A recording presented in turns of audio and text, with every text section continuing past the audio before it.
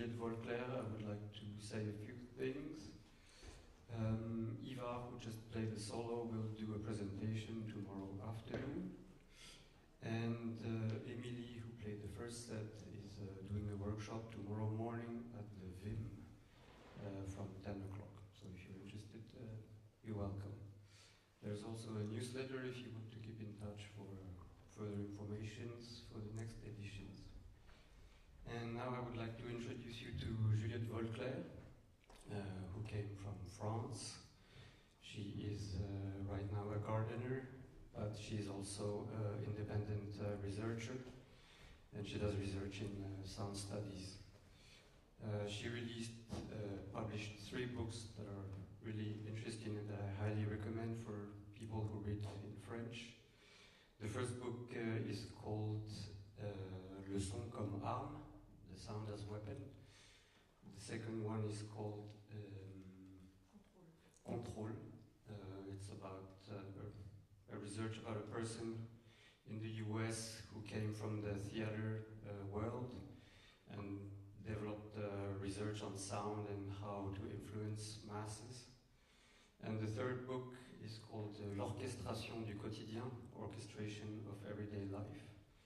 And it's about how the sound can influence masses, but through capitalist objects, and also how sound can affect our behaviors. But maybe you can ask her more after the presentation. Juliette Volcler. Thank you.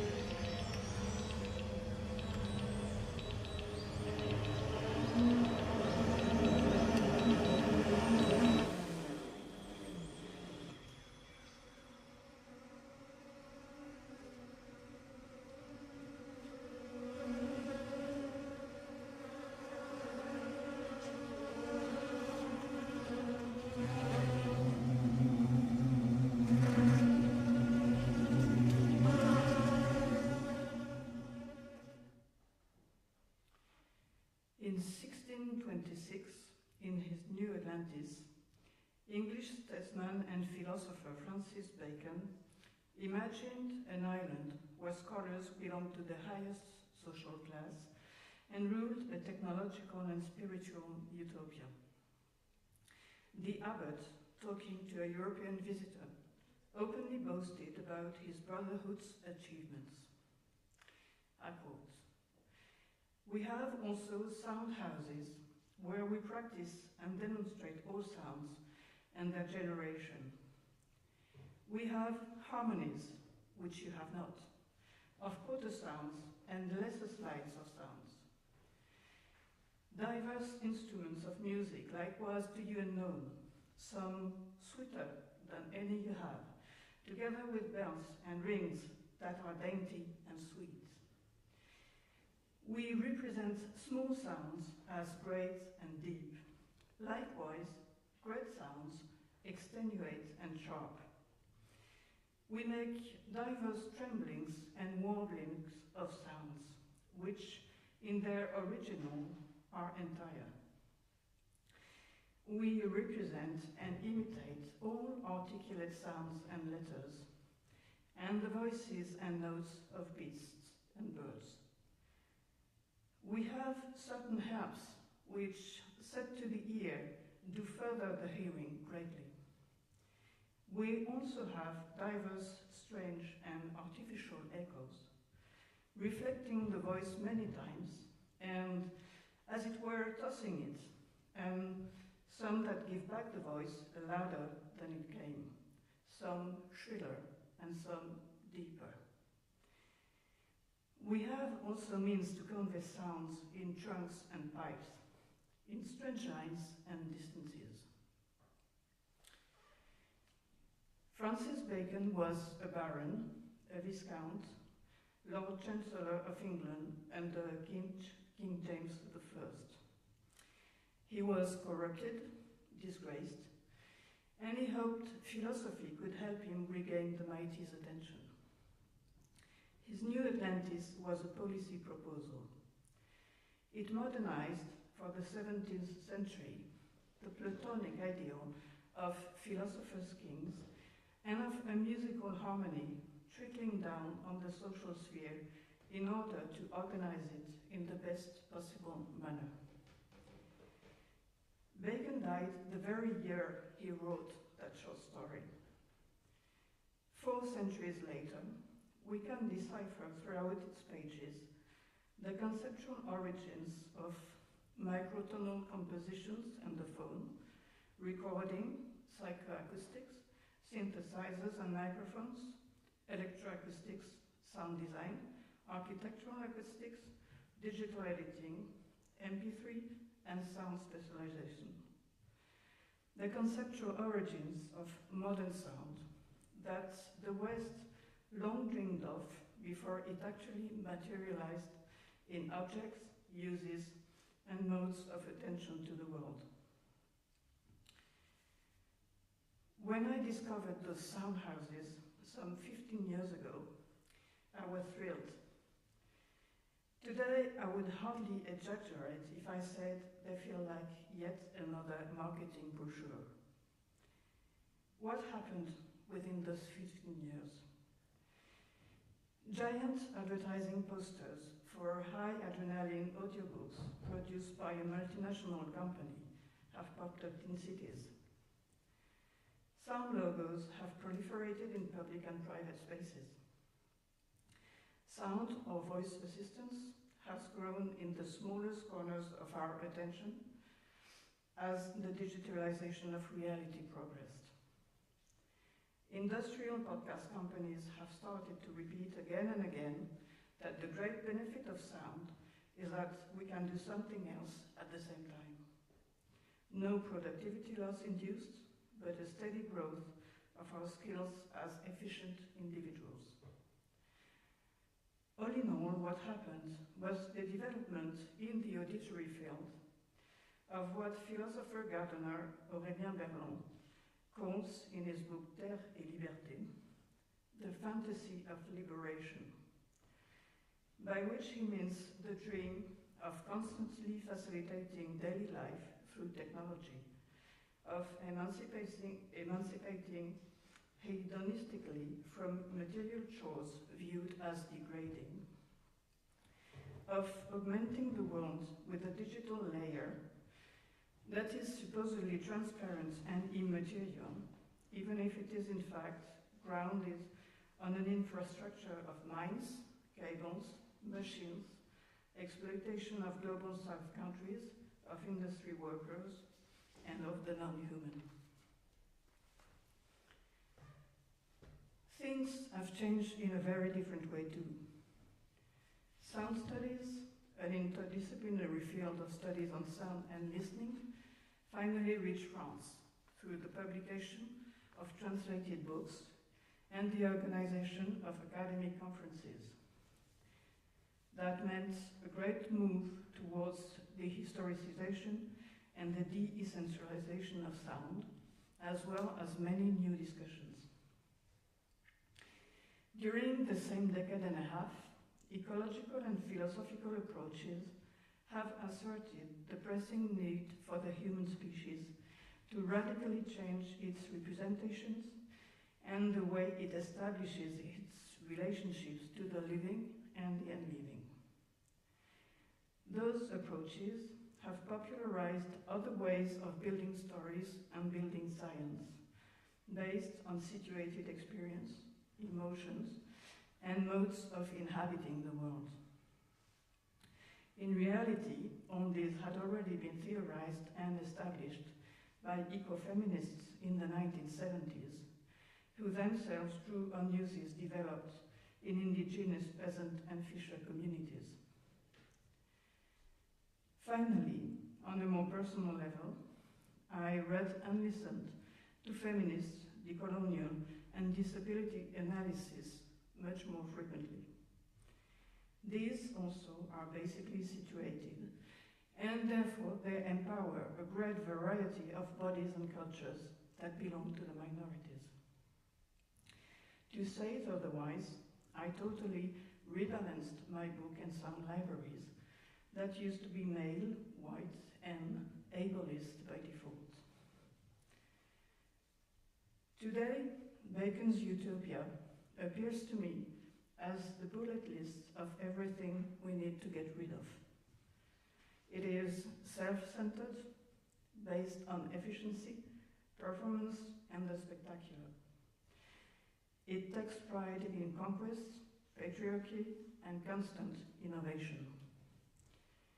It lays the foundation, before industrialization, of an ideology of perpetual progress that is now hindering us on all sides, us and all the worlds that are forcibly put into human orbit. I do not dream anymore of the new Atlantis. Yet the question of what listening can do remains politically and socially fundamental to my ears.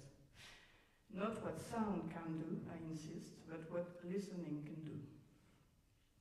This sidestep introduces situated experience, relationships, and everything non-human.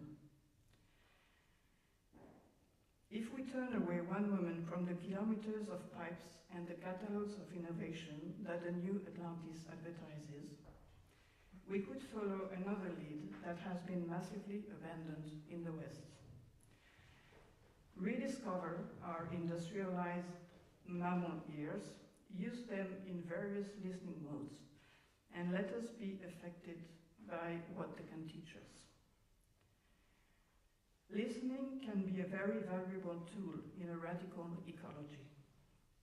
That is, an ecology not based on green growth, quite an oxymoron, nor on a return to nature, where nature and the past are commodified, gender roles essentialized, and individualist well-being idealized. Rather, an ecology based on overthrowing the dualisms and hierarchies of the industrialized world. That is to say, on social and environmental justice. Listening is a tool among other tools, certainly not the only one, nor the best, to impeach imperialism, monopolizing extractivism. Listening can contribute to an ecology of ecology, if I may say so, wrestling with an infinite variety of practices, of paths, of ways of inhabiting the world. I like to call it critical listening because it is conscious, rich in multiple knowledges, diverse, and non-predator. Yet, we have to define what sound ecology means, because the expression has been used for half a century and received strong criticism. First of all, we may define it by what it cannot be anymore today. It has been developed within the World Soundscape Project under the guidance of Canadian composer Murray Schafer. In his 1977 book, The Tuning of the World, he draws a distinction between hi-fi landscapes, rural, quiet, opened up to wide acoustic horizons, and where tiny sounds can be heard, and lo-fi landscapes, urban, industrial, crushed by sound pollution, where nuance and details are absent. I will quote two critiques of that proposal. First, the one that British academic Mary Thompson expressed in 2017 in her book Beyond Unwanted Sound. I quote, "The conservative politics of silence considers the ideal sonic future to be located in the past, a lost, better time of quietude and calm. This auditory politics is underpinned by a dualist aesthetic moralism, which positions noise as bad and silence as good." In another paper published the same year and bearing on sound theorizers and musicians that came after Schafer, Mary Thompson analyzes white orality, inspired by queer and body art expert Nikki Sullivan's concept of white optics. The notion of orality has emerged in some studies to qualify what we hear and how we hear it, because the act of hearing is neither natural nor ahistorical.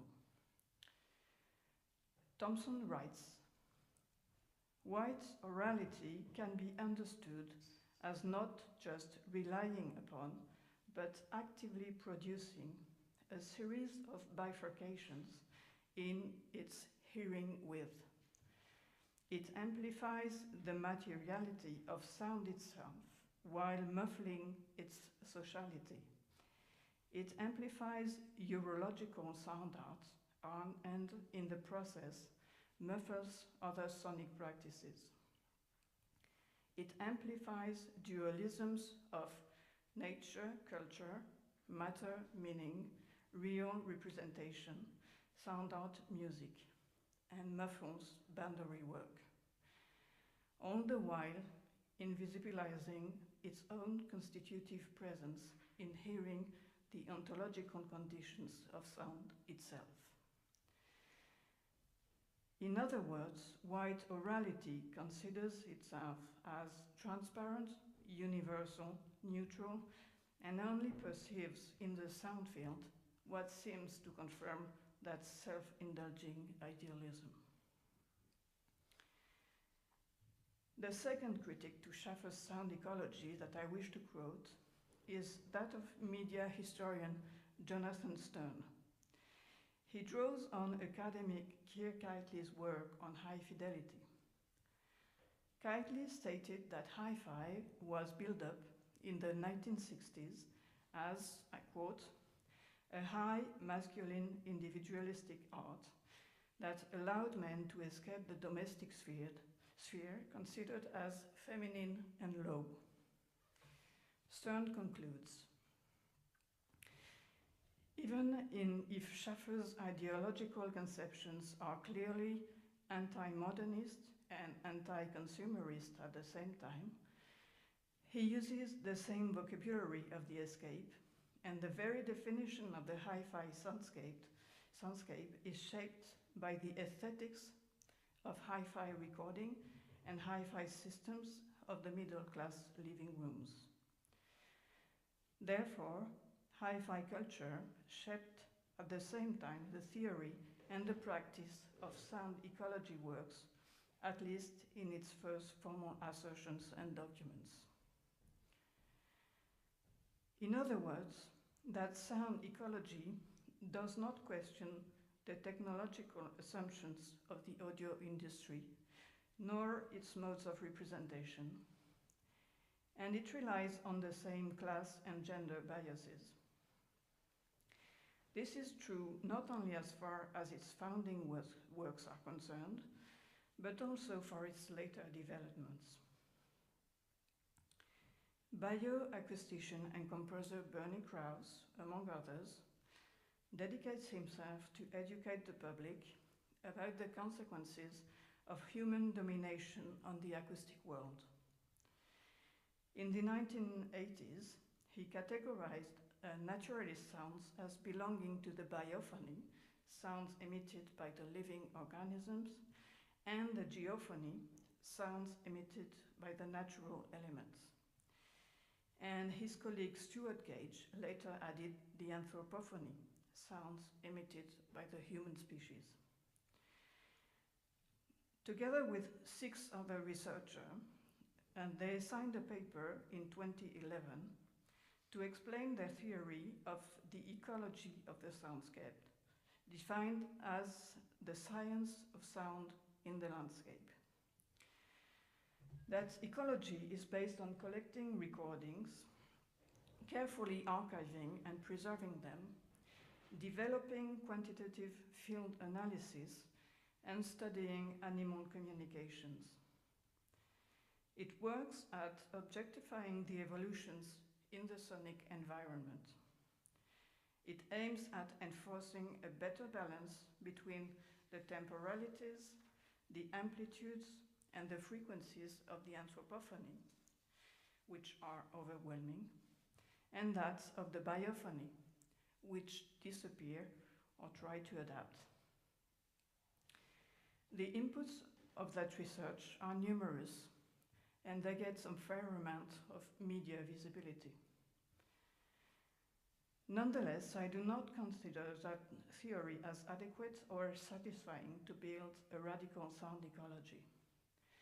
It remains predominantly masculine, white, rich, fed by statistics and hi-fi culture. It is still based on Schaffer's duality opposing good and bad sounds.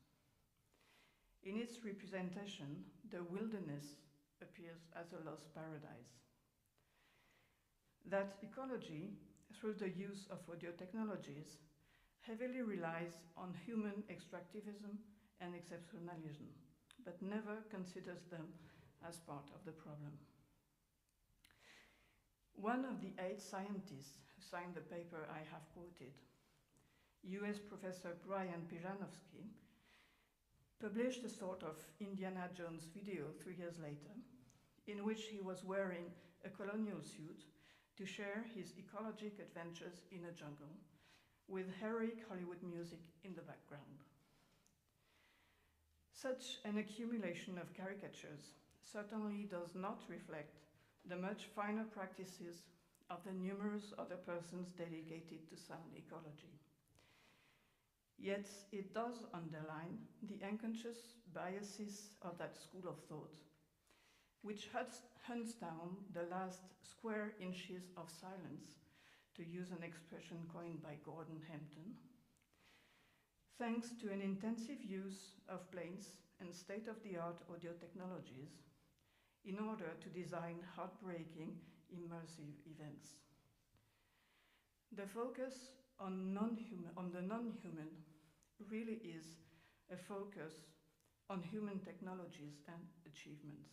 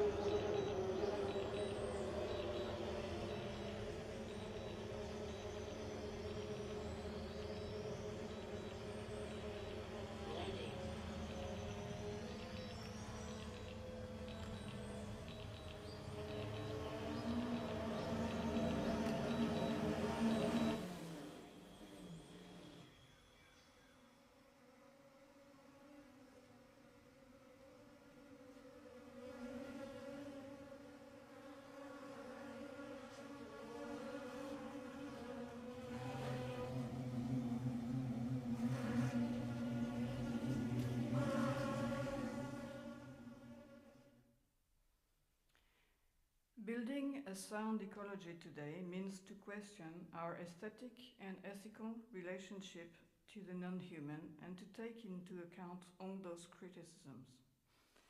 Schaffer or Krauss are certainly not the only ones to blame, quite the contrary. What is at stake here is the dominant mode of listening in the West. It's New Atlantis that is no longer an island, but has become an institutional territory which aims at referencing, digitalizing, and granting availability to anything outside itself. At least, that is what the marketing claims. But in fact, many realities keep existing outside. They abound everywhere in an infinite variety of living and non-living forms. But they are not objects or spaces ready to hear. They can be accessed through certain modes of listening, at home as well as, or maybe better than, across the world. The unheard lies at the root of our ears. It arises when we shift our point of listening, its scale and its aim. It arises when we pay attention to a dog howling as an ambulance drives by, to the tone of an air conditioner in a staircase, to a voice quality and to the modulations of the rain, to the way a specific wall changes the acoustic space when we get closer to it, to the crackling of an insect rushing through some leaves, to the spontaneous mix between a loud music and the decrescendo of a motorbike engine, to the wheels of a carrier bag on the gravel.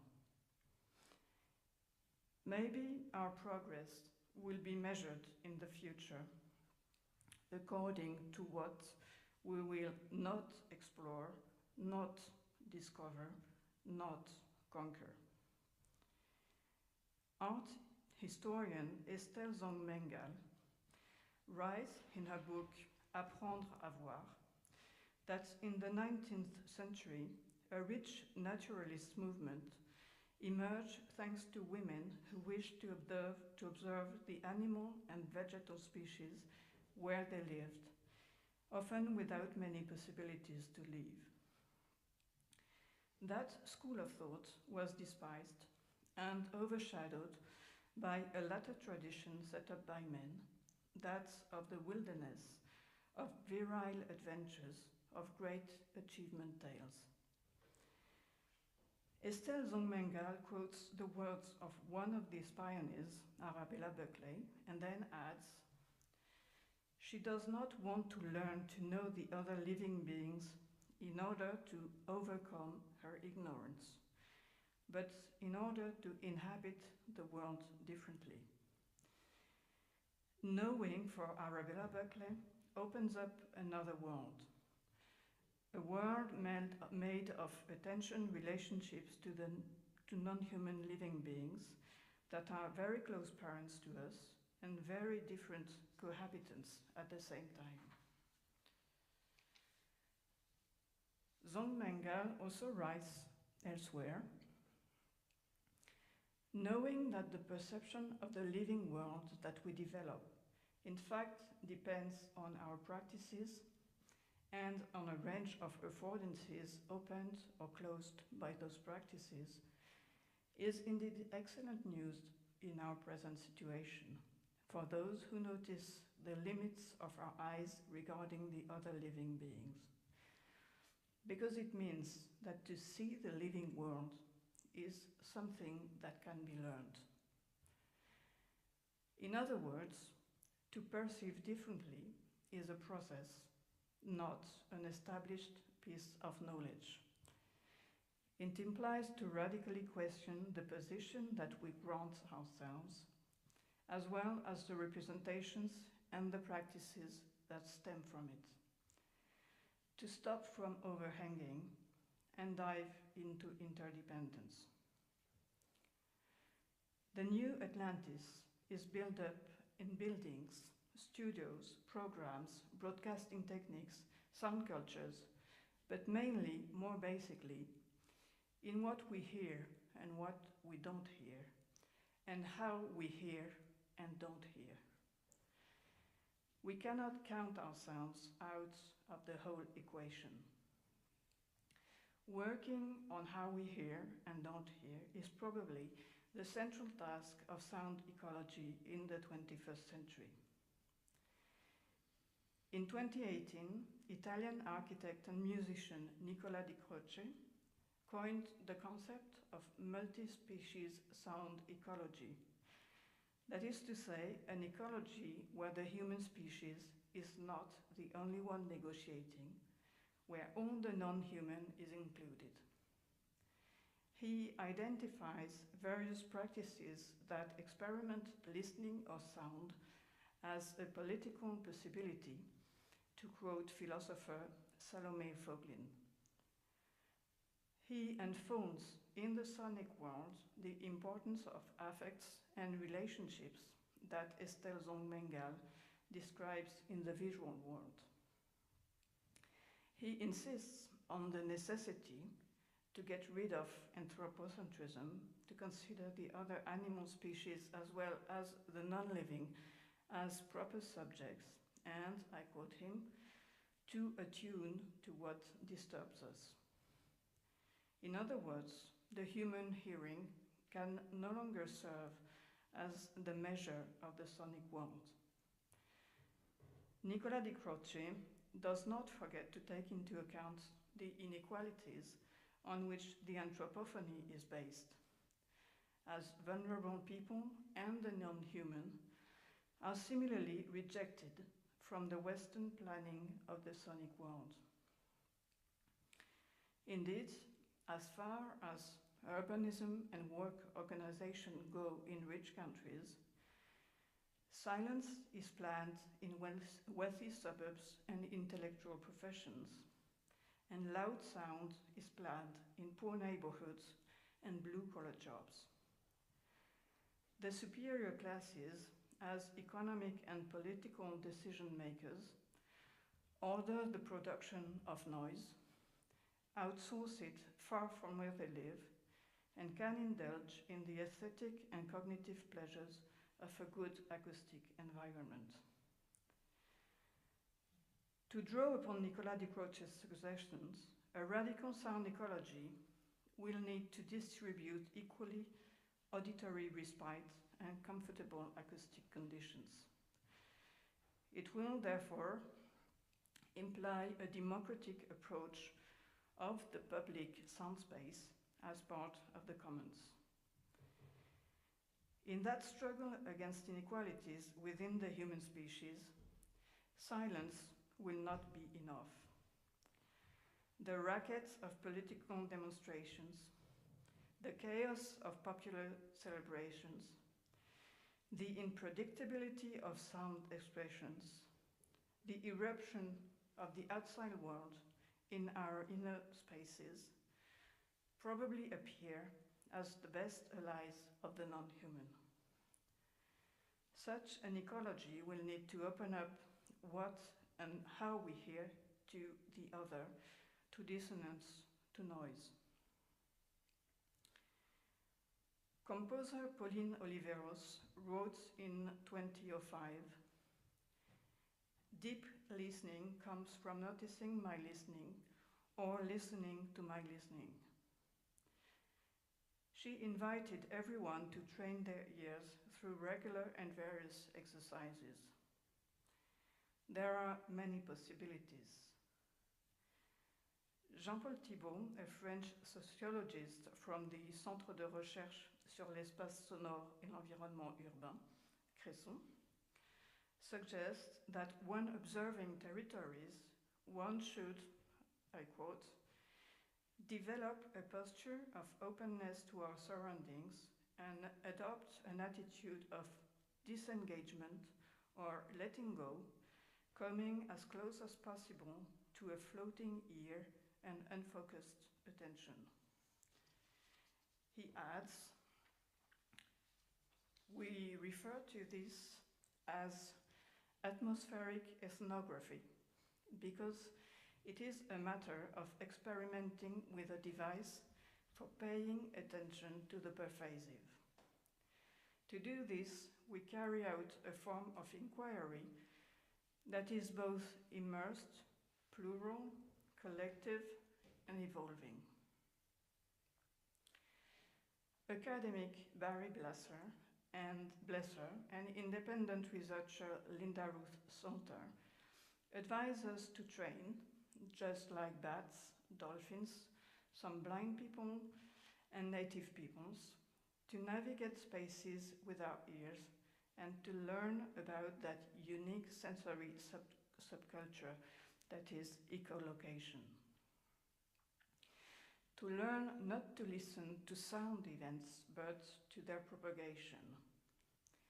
To compose the territory in real time with our ears, and to radically transform our relationship to the landscape, to time, to ourselves. Writer Carson Cole Arthur, poet and composer Petero Kalule, artist and geographer A.M. Kangaiser write about abolitionary listening. That is, listening not as members of the police, but, I quote, away from an economy of appropriative assimilation of listening and attuned towards relation to the differential erotics and poetics of relation.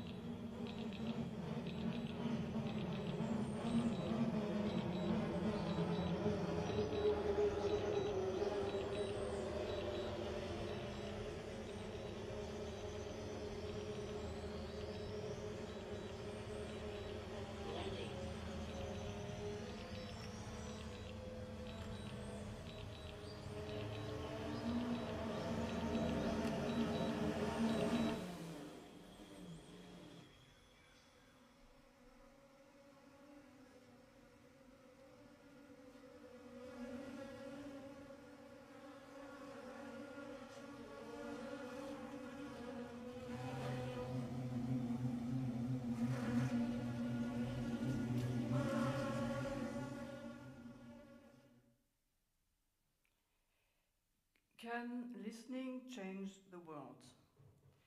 In this caricatural way, the question remains rooted in the new Atlantis.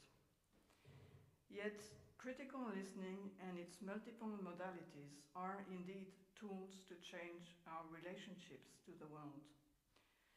First, by the attention they focus on the other or the unperceived. Listening is often reduced to that dimension, which is crucial but not enough. It also opens up free spaces for the other and the unperceived, spaces of expression, of encountering, of cohabitation, of improvisation.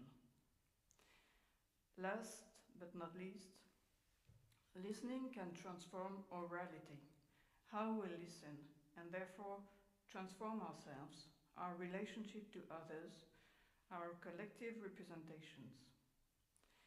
In order to do so, listening must be considered as a practice in itself, one that is active, creative, unsettling, exciting, multiple, and constantly off-centered.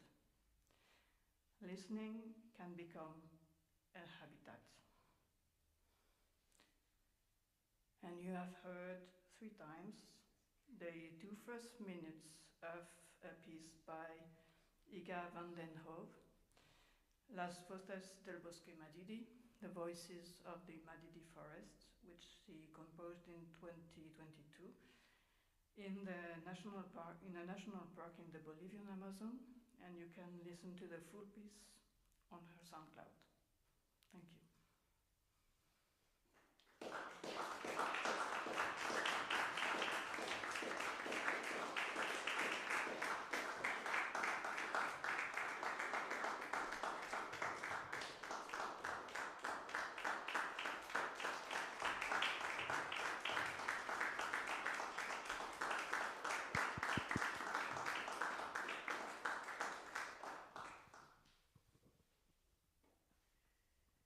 If you want to talk about this. Is there any questions?